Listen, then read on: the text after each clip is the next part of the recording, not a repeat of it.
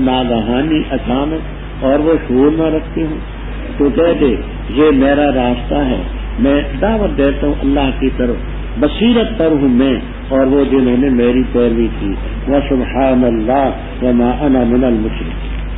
اور نہیں بھیجے ہم نے تو اس سے پہلے مگر مرد، وہی کرتے رہے ہم ان کی طرف آل قرآن میں سے، کیا تک انہوں نے سیر نہ کی زمین میں، تب دیکھ لیتے کیسا انجام تھا ان لوگوں کا جو ان سے پہلے ہوئے، اور البتہ گھر آخرت کا بہت بہتر ان لوگوں کے لیے جو ڈرتے ہیں۔ افلا تعقلون، کیا پس تم عقل نہیں رکھتے؟ یہاں تک کہ جب ناامید ہوئے رسول اور یقین کیا انہوں نے کہ تاکید ان سے جھوٹ کہا گیا ہے، آئی ان کے پاس ہماری مدد، بس نجات دی گئی ان کو جن کو ہم نے چاہا۔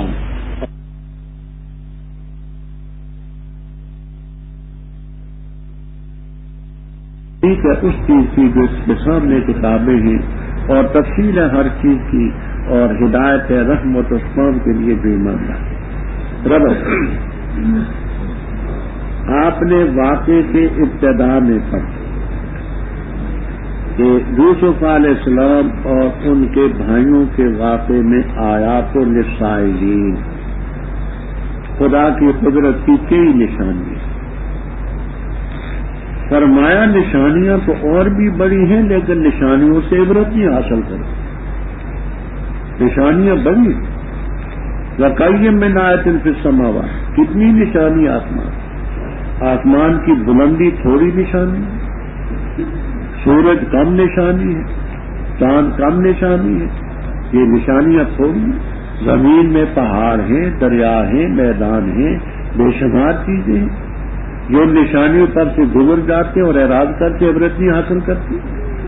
فرمایا اکثر اللہ تعالیٰ پر ایمان نہیں لاتے اور مگر شرک ہی کرتے۔ یہ دیکھیے مشرکین مکہ بھی یہ کہتے تھے کہ ہمارا خالق مالک رب ہے، وَلَئِن سَأَلْتَ مَنْ خَلَقَهُمْ لَيَقُولُنَّ اللَّهُ، تو سوال کرے من خلق السماوات والارض، کہہ دیں گے خدا نے، من سخر الشمس والقمر، کہیں گے خدا نے، من يرزقكم من السماء والارض، اللہ دیتا ہے، اما يملك السماء والابصار، خدا کرتا ہے۔ یہ سب بنیادی باتیں مان کر کے بھی پھر شرک ہے۔ کیا یہ امن میں ہے کہ ایسا عذاب آئے جو ان کو گھیر دے؟ غاشیۃ کے معنی مجللۃ مطبقۃ، ایسا عذاب گھیرنے والا، احاطہ کرنے والا کہ ان کو چھوڑے یا اچانک آ جائے قیامت اور ان کو چھوڑ بھی نہ۔ یہ واقعات سنا کر کے آپ کے فرما دیں ھذہ سبیلی۔ امام بخاری رحم اللہ تعالی کتاب و تفسیر میں لکھتے ہیں کہ سبیل کا لفظ یذکر و یؤنث، یقال ھذا سبیلی، ھذہ سبیلی، یہ میرا راستہ ہے، اللہ کی طرف دعوت دینا، میں بھی بصیرت پر ہوں، میرے متبع پیروکار بھی بصیرت پر ہیں، وسبحان اللہ وما انا من المشرکین۔ اوپر آپ کی رسالت کا ذکر تھا، آگے فرمایا کہ ہم نے پہلے بھی پیغمبر بھیجے ہیں، نہ ماننے والوں نے ان کو بھی نہیں مانا، وما ارسلنا من قبلک الا رجالا، ہم نے نہیں بھیجا تم سے پہلے مگر مردوں کو، ان کو وحی کرتے ہیں۔ اہل حق کا اس بات پر اتفاق ہے کہ جتنے پیغمبر آئے انسانوں میں آئے، جتنے پیغمبر تشریف لائے مرد، عورت کوئی نبی نہیں۔ حافظ ابن القیم رحمہ اللہ تعالی نے اپنی کتاب باب الشہادتین و طریق الہجرتین، ان کی کتاب باب الشہادتین و طریق الہجرتین میں اس پر خاصی طویل بحث کی کہ بعض لوگ یہ کہتے ہیں کہ عورتیں بھی نبی ہیں، حتیٰ کہ بعض نے کہا کہ حیوانات میں بھی نبی آئے، لیکن ان کو لفظ وحی سے مغالطہ ہے۔ یہ آپ نے پہلے پڑھا اوحیت الی الحواریین، یہ لفظ تو آپ پڑھ چکے ہیں، آگے آئے گا گویا کہ وہ اوہا ربوں کا الا نحل، شہد کی مکھیوں کو. حضرت موسیٰ علیہ السلام کی والدہ کی طرف وہی کا لفظ ہے اوحینا الی ام موسیٰ. ویسے وہی کے لفظ سے ان کو مغالطہ ہوا کہ عورتوں کو بھی وہی ہوئی اور شہد کی مکھیوں کو بھی یہاں سے، لیکن یہاں سے وہی سے وہ وہی نبوت، وہی رسالت کا تن مراد. تو مرد ہی رب نے نبی بنا. کیوں؟ پہلی بات تو یہ ہے کہ نبی اپنی قوم کے اشراف میں ہو. کوئی نبی کانا نہیں، گنجا نہیں، لنگڑا نہیں، لولا نہیں، تاکہ لوگ تان نہ. عورت بھی نبی ہوتی تو خوبصورت اور حسین ہوتی. تو اب وہ تبلیغ کرتی، لوگ اس کے گرویدہ ہوتے تو ڈاکٹر پرست کہتے بھائی ہاں بے نظیر ہے نا، تبھی تو لوگ اس کے گرویدہ ہیں. تو خدائی تعلیم کا تو اثر نمایاں نہ ہو. پھر تبلیغ کرنے والا رات کو بھی جاتا ہے، دن کو بھی جاتا ہے، نیکوں کے پاس بھی، بدوں کے پاس بھی. عورت کا یہ مقصد ہے. اس لیے حکمت کا تقاضا یہ ہے کہ عورت نہ اس کو رسالت ملے، نہ امامت کبرا حاصل ہو، نہ امامت صغرا حاصل ہو، کچھ نہیں. ہم تو امتحان سے گزرے، اب بنگالی امتحان میں مبتلا ہے. اب وہ امتحان میں مبتلا ہے. اگر وہاں کے علماء نے اس وقت اپنا فریضہ ادا نہ کیا تو بہت غلطی. ان کا فریضہ ادا کرنا چاہیے کہ عورتوں کی بات چھائی نہیں. خیر فرمایا ہم نے نہیں بھیجے تو اس سے پہلے مگر مرد، ان کو وہی کرتے رہے علیہ السلام. کیا انہوں نے سیر نہ کی زمین میں تو دیکھ لیتے پہلے لوگوں کے انجام کیا ہوا. اور آخرت کا گھر بہتر ہے ان لوگ ان کے لیے جو ڈرتے ہیں. افلا تعقلون خطہ اذا الرسل، یہ خطہ کہتے ہیں، بعض کہتے ہیں خطہ غائیہ ہے، غائیہ. خطہ غائیہ تو مانا تأخر النصر، مدد متاخر ہوئی، خطہ استیس. اور بعض کہتے ہیں خطہ ابتدائیہ ہے. خطہ ابتدائیہ تو پہلے کے ساتھ اس کا تعلق نہیں ہوتا ہے، یہ جملہ مثبت ہے. اکثر اس کو غائیہ کہتے ہیں، مدد ان سے مؤخر. خطہ کے جب نبی ناامید ہوئے، وظنوا انہم قد کذبوا، آئی ان کے پاس ہماری مدد. دیکھیے اچھی طرح سے بات میری سمجھنا، میں تفصیل میں نہیں جانا چاہتا، مختصر بات ہے. قرائے سبا میں سے 3 قراء اس کو کذبوا پڑھتے ہیں، جو مشہور ہے نا قرائے سبا، اور میں سے بعض کی قرات ہے کذبوا.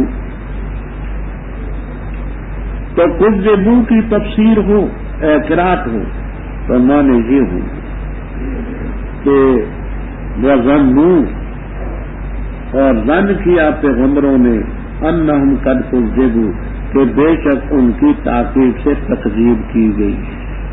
اور ظن بمعنی استيقنا، استيقنوا انہم قد کذبوا، پیغمبروں نے یقین کر لیا کہ ان کی تکذیب کی.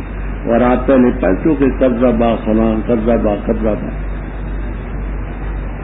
تو کذبوا کی قرات ہو جیسے ثلاثہ میں پڑھی ہے تو بات ahnaf.com www.asnas.com. ہماری قرات جو حفظ رحمہ اللہ تعالی کی ہے اس میں کوزب. اب بات کو غور سے سمجھیں. کوزبو کی قرات ہو تو اب بظاہر معنی یہ بنیں گے، اور خیال کیا پیغمبروں نے انہم، بے شک وہ پیغمبر جو تھے قد کذبوا، تحقیق سے ان کے ساتھ جھوٹ بولا گیا ہے. یعنی رب نے جو نصرت کا وعدہ کیا وہ جھوٹا تھا. رب نے جو وعدہ کیا تھا پیغمبروں کے ساتھ نصرت کا وہ رب کی طرف سے جھوٹ بولا گیا. تو اس میں بڑا اشکال ہے کہ پیغمبر رب کے بارے میں یہ کیسے خیال کرے.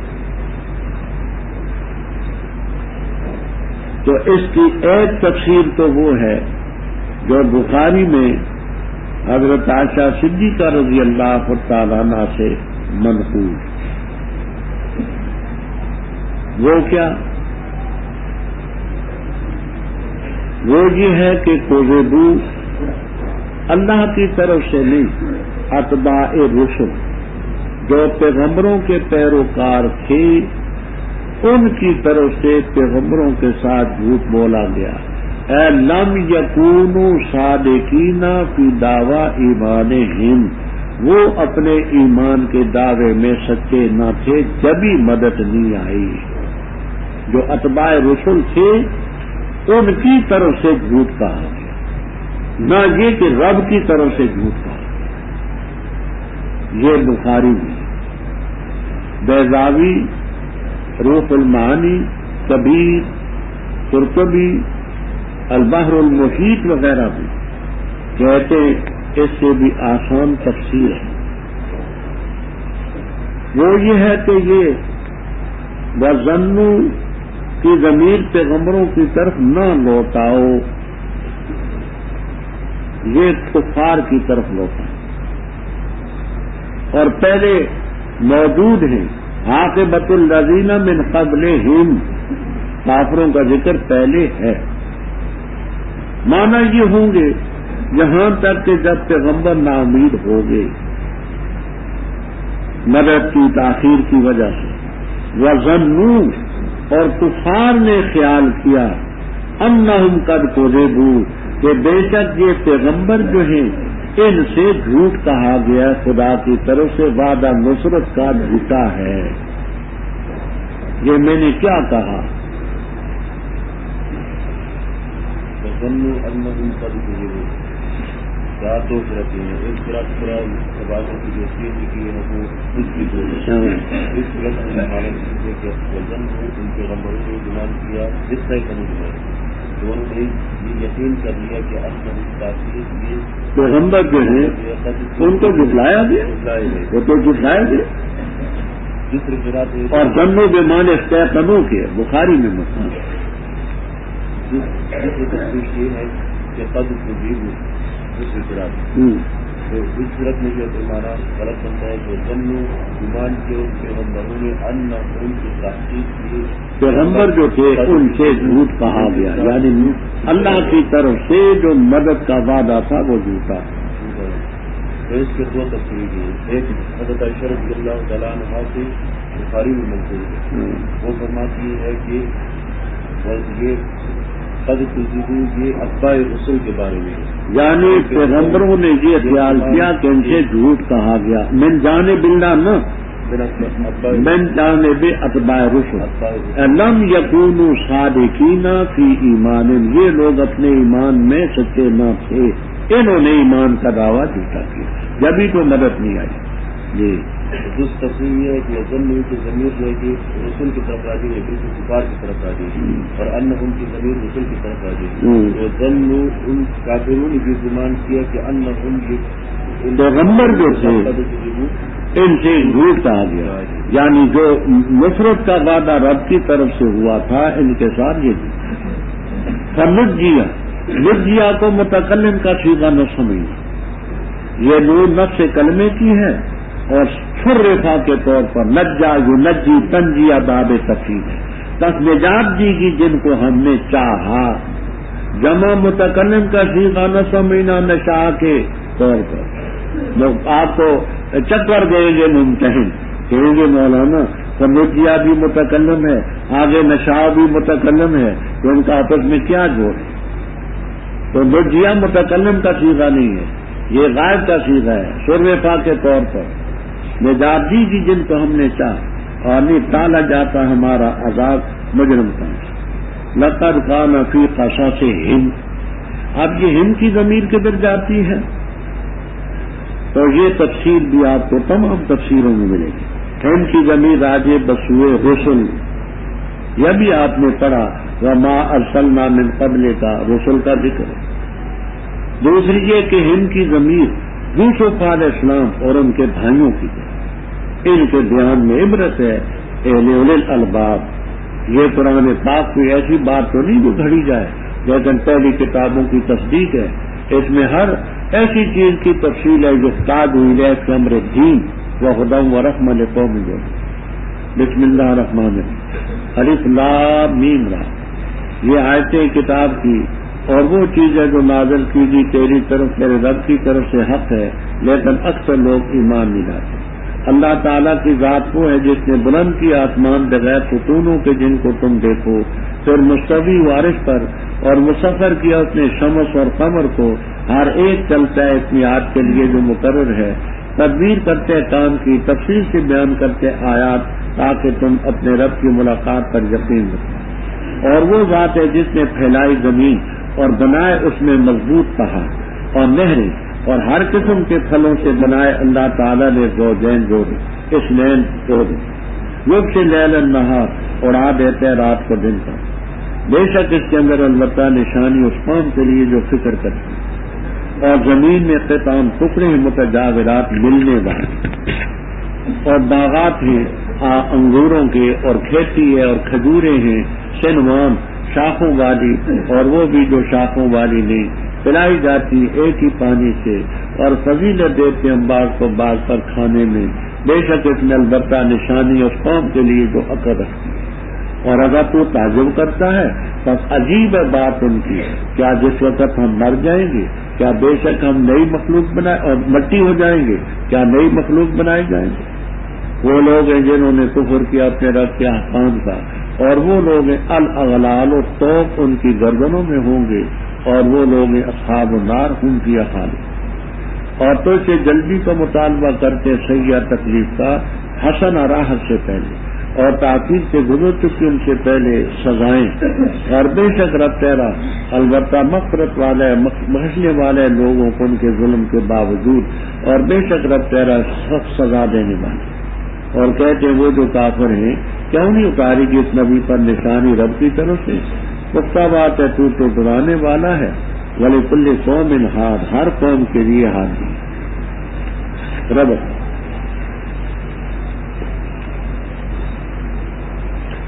پہلی سورت کے آخر میں بھی قرآن کا ذکر تھا، ما کان حدیثا یفترا ولکن تصدیق الذی، اور اس کا آغاز بھی قرآن پاک ہی سے ہو رہا ہے۔ نام اس کا سورۃ الرعد، ابھی آئے گا کہ رعد فرشتے کا نام ہے، اور یعنی وہ سورت جس میں رعد علیہ السلام کا تذکرہ آ رہا ہے۔ الف لام میم را کے متعلق پہلے میں بیان کر چکا ہوں۔ الف سے مراد اللہ، لام سے مراد لطیف، میم سے مراد مالک مقتدر، را سے رؤوف رحیم رحمان۔ حضرت ابن عباس رضی اللہ تعالیٰ عنہ کا حوالہ میں کتاب الاسماء والصفات بہقی کے حوالے سے عرض کر چکا ہوں، یا من اسماء اللہ تعالی، یہ اللہ کے نام، اور 29 صورتوں کی ابتدا میں ایسے کلمات آتے ہیں جیسے مظہری وغیرہ کے حوالے سے بات ہوتی ہے۔ یہ آیتیں کتاب کی، اور جو چیز تیری طرف اللہ کی طرف اتاری گئی یہ حق ہے، یہ حق و خبر ہے والذی کی، لیکن اکثر لوگ ایمان نہیں لاتے۔ اب ایمان میں سب سے بڑی چیز ہے توحید، توحید کا ذکر۔ اللہ تعالیٰ نے آسمانوں کو بلند کیا بغیر حمد، حمد عماد ان کی جگہ، عماد کے معنی ستون، آسمانوں کے نیچے ستون نہیں۔ ترونہا، جہاں تفسیر کبیر، روح المعانی اور بیضاوی وغیرہ میں آپ کو 2 تفسیریں ملیں گی۔ پہلی یہ ہے کہ نہ حمد ہیں نہ نظر آتی۔ اللہ تعالیٰ نے آسمانوں کو بلند کیا بغیر ستونوں کے جن کو تم دیکھو، تو نفی جو ہے حمد کی بھی ہے اور رویت کی بھی ہے، قید مقید دونوں کی، نہ حمد ہیں نہ نظر آتی۔ دوسری تفسیر یہ ملے گی کہ حمد تو ہیں لیکن تم ان کو نہیں دیکھتے، تو نفی رویت کی ہے، وہ نورانی ستون ہے نیچے، ہم ہی نہیں لگا۔ یہ بھی قیلہ کے ساتھ یہ تفسیر بھی ملتی ہے۔ پھر عرش پر مستوی ہوا، بات گزر چکی۔ سورج چاند کو اس نے مسخر کیا. کل تنوین عوض مضاف الیہ کی ہے. اے کل من الشمس والقمر یجری لاجل مسمى، چلتے ہیں ایک میعاد کے لیے جو مقرر. یہی مختصر سی بات نوٹ کر لینا تم نے. سائنسدانوں کے دو طبقے. ایک طبقہ یہ کہتا ہے کہ سورج ساکن ہے، چاند ساکن ہے اور زمین متحرک ہے. وہ اپنے دلائل پیش کرتے ہیں. دوسرا طبقہ یہ کہتا ہے کہ سورج بھی متحرک ہے، چاند بھی متحرک ہے، زمین ساکن. مفسرین میں جہاں آلوسی رحم اللہ تعالی نے خاصی بات اور علامت طنطاوی رحم اللہ تعالی نے تو اتنی لمبی کی ہے کہ پڑھ پڑھ کر کے آدمی تھک جاتا ہے. آلوسی رحم اللہ تعالی یہ فرماتے ہیں ہم بحیثیت مسلمان ہونے کے قرآن پاک پر ایمان رکھتے ہیں. قرآن پاک یہ کہتا ہے کہ شمس اور قمر یہ چلتے ہیں. کل یجری لاجل مسمى، یہ بھی چلتا ہے وہ بھی. کل فی فلک یسبح. کہتے اگر کوئی معقول طریقے سے یہ ماننے کے بعد کہ سورج حرکت کرتا ہے، چاند حرکت کرتا ہے، اس کو ماننے کے بعد اگر معقول دلیل سے کوئی ثابت کر دے کہ زمین متحرک ہے تو ہم مان لیں.